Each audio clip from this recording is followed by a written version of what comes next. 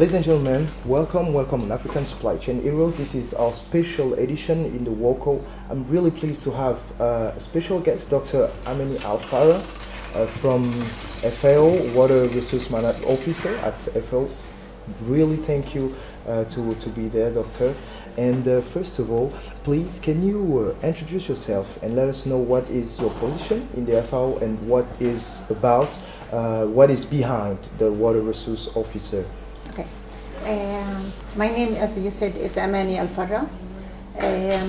By professional training, I do integrated water resource management, considering demand and supply. I got my PhD from Karlsruhe University in Germany, my master from Twente University, ITC in Holland.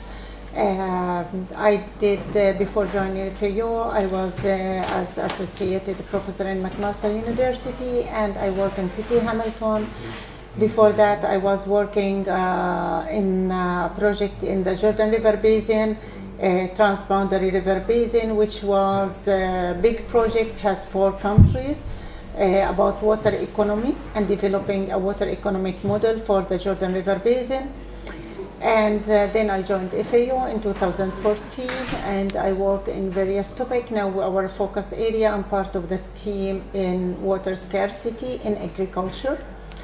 And it's our main focus area. FAO is the secretariat of, or not secretariat, is the support team of the global framework of the water scarcity in agriculture is hosted by FAO. Doctor, you just had a talk a few minutes ago at the WoCo. We just to remind our public, WoCo is the World Congress of the International Association of Agricultural Students. Why was it important for you to deliver the message in front of those students? Because when you work in agriculture, you too much sometimes focus on what you are doing, while we need to know the challenges to achieve what you are doing. So if you think about that, the agriculture is 70% consumed by the water, then it's not only about agriculture, it's about what is related. And then if we think about climate change, which make another challenge. So climate change make water is scarcity and less water, increasing the temperature, more evaporation. That lead that it's more a challenge to produce what you work on and what you study as agriculture, and a challenge of a climate change and water less availability, adding to that a challenge. Deterioration of soil due misuse, add to that a challenge, population growth. So how you want to achieve what you are studying, what you want to produce within all these challenges. So this is what we try to address within the FAO headquarters, is to work under developing these policies and strategic planning and support countries on how to address these challenges and reach zero hunger within all these challenges, climate change, population growth, and this is our really challenge within the economic that is happening. All right. Doctor, on the water scarcity for agriculture, water management scarcity for agriculture, this is your main area, if I'm not wrong. You just talking about just a little bit, but what are the main challenge, and in your office, how do you address specifically those challenge to get results? As I mentioned in the previous presentation, that first of all, the global framework of water scarcity, the support team is led by my colleague Gian Borotto. And I am working with him on this. One of the area that I'm working is the water scarcity in agriculture, and our mission is to support measurable and significant and sustainable progress on improving adapting agriculture system in condition increasing water scarcity and changing climate using combined expertise and resources of the partners. So within this global framework, it's a partner platform, and within this platform, we exchange knowledge, and the platform now consists more than 50 partners from different countries. It's like, I think, more than 20 countries. And within this platform is the idea to exchange knowledge and what we can do. Thank you very much. And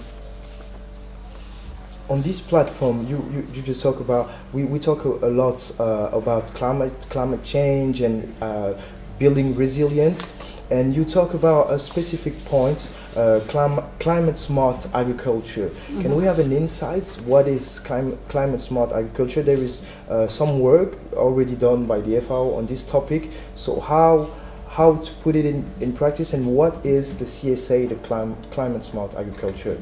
Climate smart agriculture, it's a big project in FAO, and it's under the division of climate change. And the climate smart agriculture is an approach for developing agricultural strategies to secure food security and the climate change. And it aims to tackle three main areas: sustainable increase agricultural productivity and incomes, adapt and build resilience to climate change, reduce or remove greenhouses gas emission where it's possible. I can give you some examples of a project that has been implemented. So for instance, in Kenya, they managed to improve the income of the dairy production producers. In Tanzania, improving livelihoods for cereal-based farming and reduce burning or erosion and deforestation. And as you know, deforestation and reforestation is important. As example, for green gas emission, forest is good. For water cycle, forests are good. But also by building the capacity within the community that the forest can bring income to you, not by cutting the forest, not by cutting the tree, but by generating income from other things inside the forest.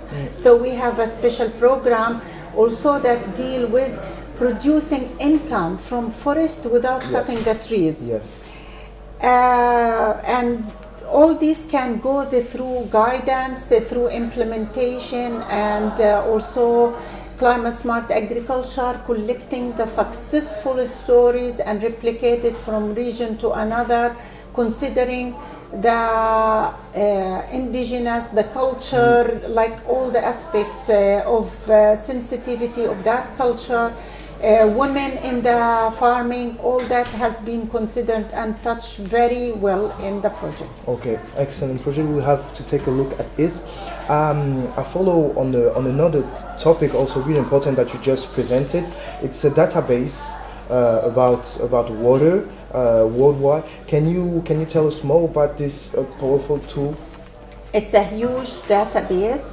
It consists of around 220,000 data from country. It can give you an overview from the country. If you pull the portfolio of the country, you can see what are the water resources in that country from surface and groundwater.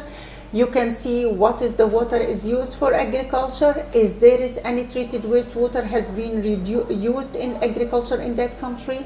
It can tell you what is the amount of the water withdraw from that country in the agriculture sector. So you can have an overview in that country about the water resources, what has been used for agriculture, what is groundwater, surface water, treated wastewater in that country based on the data. So it's easy, accessible, free of charge, online data to help you, especially for the student, to resource some information, to make their analysis. Sometimes you use it for your modeling, so it's free and accessible. And the link I think I provided, or you can Google FAO Aquastat, you will find it directly. We will put it in the website. Doctor, just before closing this interview, I will please leave you an open floor to give a message for students in agriculture and for all youth in worldwide about those different topics related to water and other things? First of all, I would like to thank you so much for this opportunity. And it was nice to see how you interact as international community and how you come together.